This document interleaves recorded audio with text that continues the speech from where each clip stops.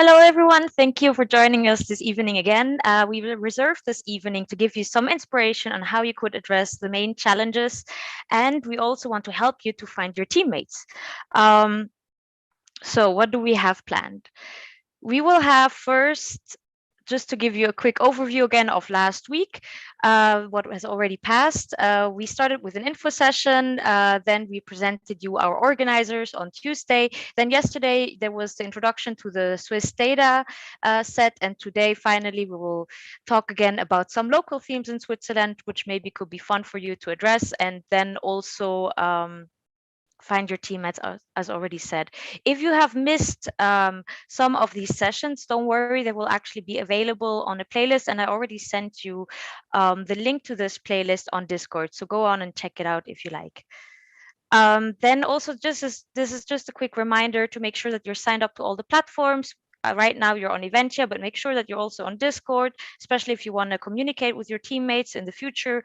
And then finally, also please sign up for Junction. You were introduced this week also to Creodias, which will be necessary for you as well to hack the challenges. And finally, today we will be using WonderMe. For this one, we sent you the link as well in the email. It is also on Discord. And don't worry, you don't need to sign up for this one. You just need to use this link that we send you. And we also recommend you to use Chrome or Edge for this. Yeah, we're sorry about that. But yes, so let's just quickly say how we're going to do it today. So this is dedicated for the team formation. Now we're on Eventia, just to introduce you a bit to the challenge, to talk a bit about it again, and to see how can we look at these challenges maybe from a Swiss angle. Then we're going to move to WonderMe, where it's time for the team formation and brainstorming. There will be our experts there waiting for you on WonderMe, and they will help you a bit with the themes and answer your questions as well, maybe if you need additional data and so on, tell you what is possible. And then finally, the goal is that you will register your team as well on Discord, latest on the 17th of June. So just to come back a bit, again, why we're all doing all of this. So these are our prices. There's a cash prize for the 3 best teams. 5,000 francs are sponsored by the ISA Big. At this point, we want to say that we encourage mixed teams. So please go team up with people with mixed backgrounds, mixed universities, different regions, and so on. And then as a prize next to it, we also have startup support. So the EPFL Startup Launchpad and the UCH Innovation Hub invite the winning teams with leading members from their universities to pitch for further coaching and financial support. The judging criteria to get these prizes, sadly, we don't have much more information now. This is still to be decided by the central organization team, but we will get back to you as soon as we know more, or they will get back to you. What I can tell you right now, it's really just like the global relevance of your application that will be important. Also the innovativeness, that is of course a very important criteria. And then finally the quality of your team. So again, now this is important for you when building the team. Make sure you have diverse teams also of your skills. So business skills, technical skills, maybe some design skills. Be creative there, and it will actually improve your chances to get one of these prizes. Then I would also encourage you that you check out the rules which are posted on Junction. You can also find this judging criteria again on Junction. Just to give you an example, for example, you're only permitted to use publicly available or openly licensed APIs, frameworks, softwares, and so on. Just please make sure to check that out and make sure that you're complying with all of these type of rules. Then, just to remind you again, I'm sure you already heard a lot about the challenges right now, the challenges of this hackathon edition. So the topic is digitizing green spaces. So whatever we do, it has to do with digitizing green spaces. This has to be you will always have to explain the link of your applications to this to this topic. Also, we want to point out that please make sure that in any application that you do, that you use either Copernicus EO, so EU space data, or the Galileo and EGNOS data. That we will provide you also with some ancillary data. I'm mentioning this here. Just please make sure to always also use the Copernicus or the Galileo and EGNOS. And then just again, as a quick reminder, what are the three main challenges from the central hub that they gave you? So one is discover your city. This is just about making our cities greener and smarter, reduce pollution, improve well-being of city dwellers, and so on. You can see here some examples that they stated. We will provide you with this presentation also for you later to go through with it, just so you have some ideas again.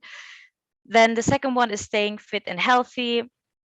Here again is how can you stay fit and healthy in the city. This can also be outside of the city, but it's just about improving the well-being as well of people everywhere. And how can this be done in link with green spaces? And then third one, as it's probably quite obvious, if you look at the team green spaces, protect our rural areas. I think especially for Switzerland, there's a lot of opportunities for topics in this area. We will be telling you more about. Yesterday you already learned about the data, but ideas that we had that you could do with green spaces in areas such as mountain area, for example. And just so to say, so in the Wonder Me, where you will meet us, there is our experts. Our experts today, it's Isabel Helvenstein. She's a PhD student at the University of Zurich in the Department for Geography. Then we have Dr. Claudia Rösli, who is the head of the National Point of Contact at the University of Zurich as well. And then we have Dr. Andrea Alberti. She's a project manager at Project Manager Space at the PMOD. And then Dr. Raik Leiter, who's a co-director of the Science Lab at the University of Zurich. You maybe see these little icons that are put there already. So Isabel, she will be more the expert on the city, Discover Your City Challenge. Then Claudia and Andrea, they will be the experts for the Stay Fit and Healthy. And then finally, Raik, he's more the expert on the rural areas. So depending on where you think you are, which challenge you like more, you can go towards them and talk with them. So let's look again quickly at the local themes so that we thought about, which could be interesting for you. So example, we thought about how about doing something about the accessibility of public green spaces in city. This could be how quick can you get there by bike, or how quick can you get there by car or public transport.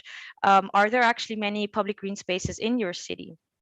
Another idea could be carless roads. So this can be either in the city, but it could also be a fit and healthy challenge. So how can we use roads differently and maybe create more green spaces by having less roads? Or how can we also use roads outside of cities more just for, let's say, for example, bikes and so on, to make it friendlier for people to do sports there? Another example is, for example, real estate and city gardens. How can we make our cities greener? For example, which are there rooftops where we could put more gardens on top of it? Or what are other opportunities? How we could just make our cities and also our real estate, our houses, our buildings greener. Other topics could be the impact of heat waves. There have been an increasing number of heat waves in the past years. I'm sure you all noticed summer is getting hotter. And this, of course, has implications as well in actually for all three challenges. So this affects the city life. This could be, for example, cities actually do get hotter. So we call them so-called urban heat islands, that cities where there's less greenery, it actually gets much hotter than in cities or areas of the city with a lot of greenery. So this could be an interesting topic to look into. Another interesting topic in regard of heat could, of course, be how is our nature affected by all of these heats, the soil and so on, how is it changing? And then, for example, forestry also goes in that direction. So how does drought affect our forests? There are actually a lot of interesting topics, which Rai can tell you about later as well, and Claudia, in regard what you could do with forestry, which is very important in Switzerland, of course. We have a lot of forests and we try to take good care of them. So yeah, to look a bit more into this regard could also be very interesting for you.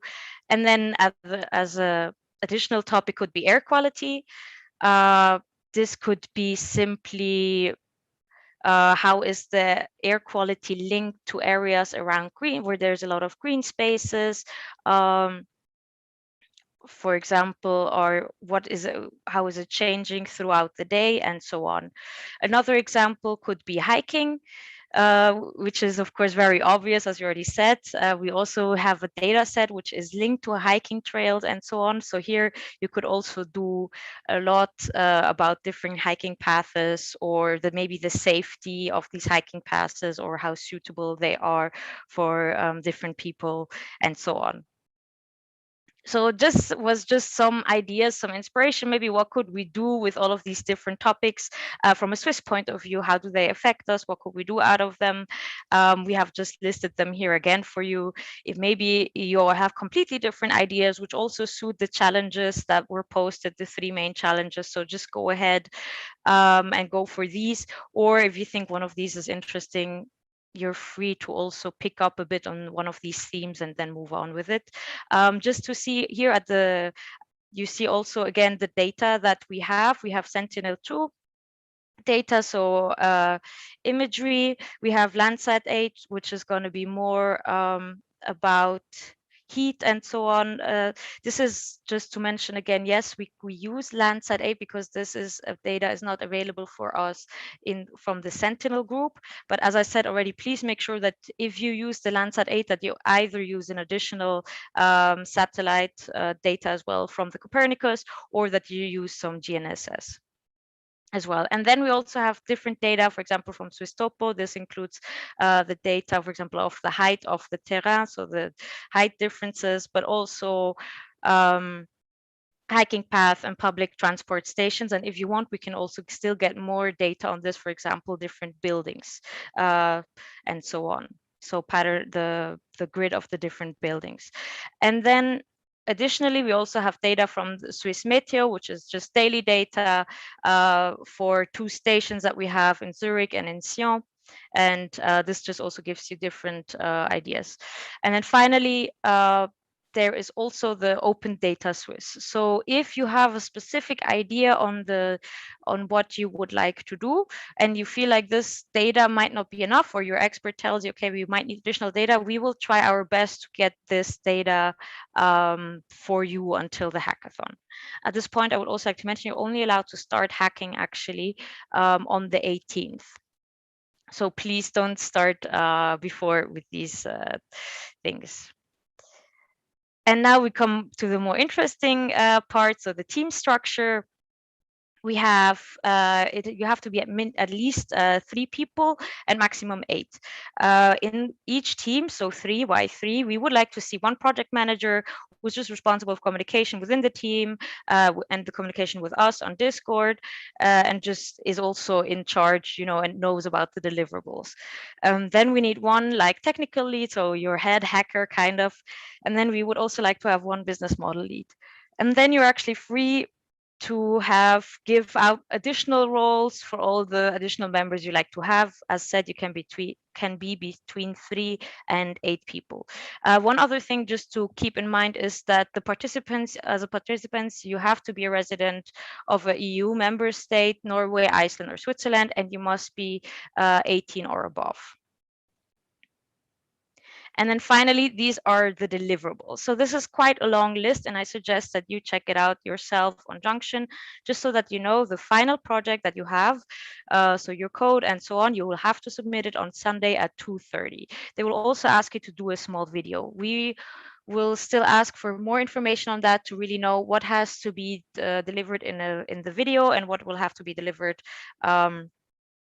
additionally, maybe in a document and so on. So we will get back to you with more information on this. And then we have a little extra for you, which we would like to ask for the Swiss teams, which is we would like you to do the value proposition canvas from Strategizer. If you followed our session on Monday, you maybe already know what we're talking about. Maybe you've seen this before in your class. But yeah, so this is if you haven't, you can still go and rewatch actually the business model workshop recording. And there you will learn about what is the value proposition canvas. This is just for you to help you actually create your business model out of your idea, out of your application that you have, so that you actually have a business case and can explain why your idea is relevant, why your idea is so innovative. So I think this is a very helpful tool for you to actually come up with a valuable tool. And then just some things to keep in mind. Again, as I said, please use Copernicus and Galileo data in each project. Make sure that you link it to green spaces. Some of us had ideas, can we do something with traffic and so on? So yes, no, or snow. Well, in the end, it always has to do with green spaces as well. So green spaces are really their parks, their trees, just greenery in general, forests and so on. Be creative, but please keep this link in mind, and just make sure that you, if it's not evident immediately, make sure that you can argue it, so that you can explain it, why this is so suitable for this topic. And then again, as I said, make sure you have a robust business application.Use the canvas that we just showed you to do so. And then also please send us your team structure on Discord. So this is quite important for us. Again, please sign up to Discord, and then we will send you a template that you can fill out. This will help us to know who to address in which situation as well if we have questions, and also just to manage the hackathon weekend more efficiently. We will make dedicated channels for your teams on Discord, so you can communicate there, and you can communicate with us as well and with the experts. And this will help us to manage the hackathon weekend. And then also make sure that you register your team on Junction. As I already said, it has to be done until the 17th June. And then finally, also, yes, as I said, send us the value proposition canvas on the 18th in the evening. We just would like to have a look at it and maybe go through it quickly. We would send it back to you on the 19th, which is the Saturday. So the 18th is the Friday. We would send it back. We would have to look at it with our mentors and with you, discuss it a bit, and give it back to you so you can actually improve it until the final judging day when you have to pitch on Sunday. So this is really a great chance for you to do this.